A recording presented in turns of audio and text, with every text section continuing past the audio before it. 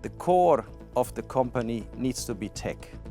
And if you are a classical bank, let's say like a Deutsche Bank, your tech department is just the department which does some tech things. And if you look at Revolut, this is a tech company which runs a bank. Hello, ladies and gentlemen. Welcome back to the FT studio for our weekly PWM tea break. With my guest today, Borno Janekovic. Borno is Chief Executive Officer of Omphalos Fund, an alternative investment fund registered in Luxembourg, focused on AI-driven asset management and quantitative investing. Now, when I was last in Warsaw, on one of the platforms of the main station, there is actually a robot that makes tea and coffee. In Poland, the finance cohort is very limited. And for us as a quant, it's even more limited. So we like it similar to Jim Simmons' phrase, which is you can teach a physics guy finance, but you can't teach a finance guy physics. So it's mostly the natural sciences where we recruit. It's an interesting debate because I've been in several European centres, recently in Luxembourg and Frankfurt, and all of them there are saying the competition for investment, it's not going to come from the traditional houses. It's coming from the likes of Revolut. The wood-paneled rooms have their benefits for people who like wood-paneled rooms. So there will be people still who like to get a good tea and a wood-paneled room. But the new generation looks at things a bit different. And also, in our opinion, every company today needs to be a tech company. And what do I mean with that? The core of the company needs to be tech. And if you are a classical bank, let's say like a Deutsche Bank, your tech department is just the department which does some tech things. And if you look at Revolut, this is a tech company which runs a bank, which is very different in thinking. And lastly, if you are a good tech person, you will go to a tech company because you will make more money. So if you go to a Deutsche Bank, you will just be a cost center. And then therefore, the good tech people will never go to the old traditional companies. The numbers going into being invested in AI, absolutely phenomenal today. I think 750 billion this year, closer to $1 trillion next year in investments, according to Lombard Odier. We were speaking to Michael Stroback, the Chief Investment Officer, but he's saying to us that the amount invested isn't the key variable. It's the way that the human capital is deployed alongside the financial investment. Do you agree with that analysis? There's two-pronged approaches here also. You can create superhumans or you can create super machines. So at the moment, most of the AI investment is going into creating superhumans. So you have a good web developer, a good developer. He uses Anthropic's code. And then with this, he becomes even more efficient. So you create a superhuman through the usage of AI. What some other companies are doing is the next step. They are using AI instead of humans, which is this replacement of humans when there's a lot of discussion.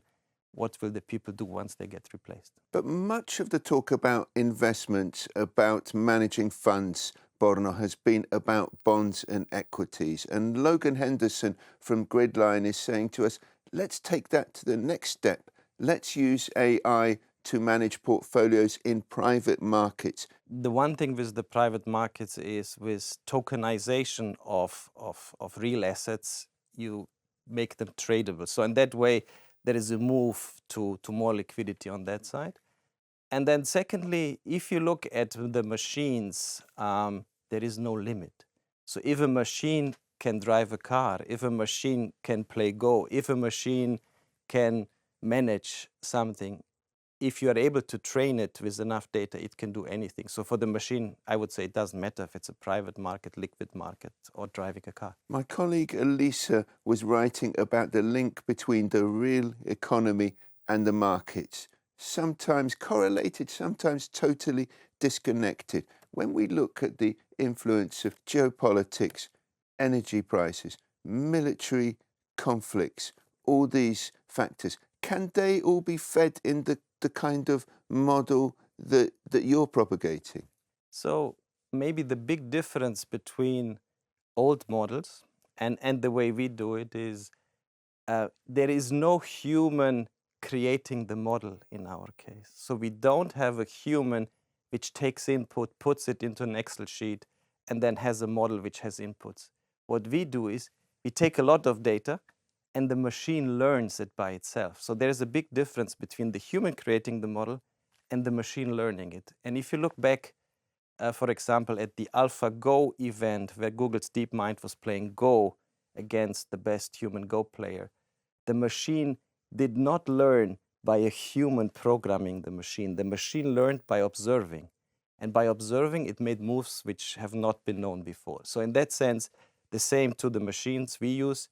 It's not us who find the alpha. It's the machine who finds the alpha. Phil Watson, he used to be the head of innovation at Citi Private Bank. He now runs the Lightbox for family offices, specializing in that technology side.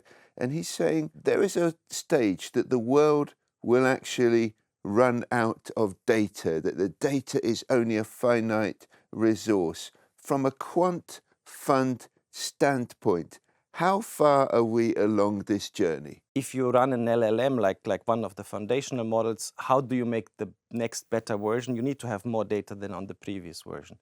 There's a problem there on the data. For us, when we build our models and we have custom models, we try to optimize them to a way that we still can generalize. When you, for example, you look at a cat and you show a cat to a model and you want it to have 100% accuracy, that it says this is a cat, this is a cat, this is not a cat.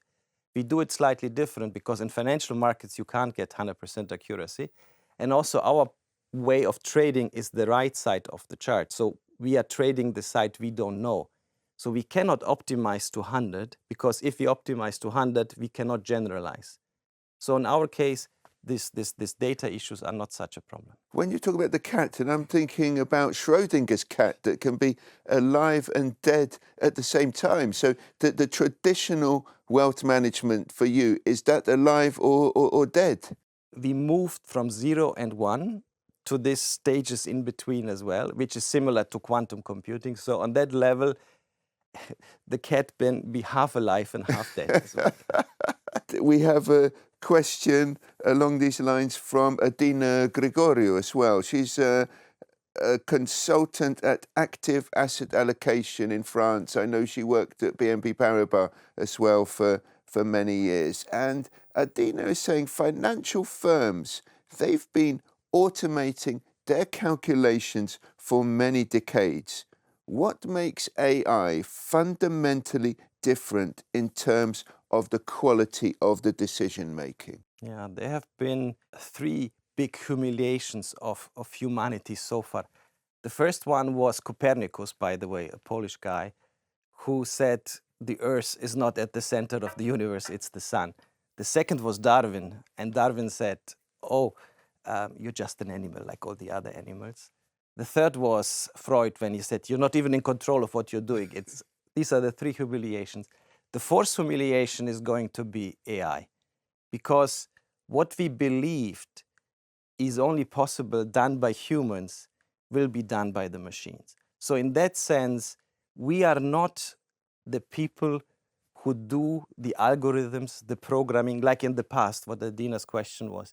The machine is finding it out by itself, and it finds moves which are not able to be done by humans. So that's a big difference between humans programming and the machine learning it itself. Thank you very much for joining us in the studio today. You. And meanwhile, I'd also like to thank our loyal PWM viewers for tuning in and encourage you to explore our website for further analysis on megatrends which are fast reshaping our wealth management industry.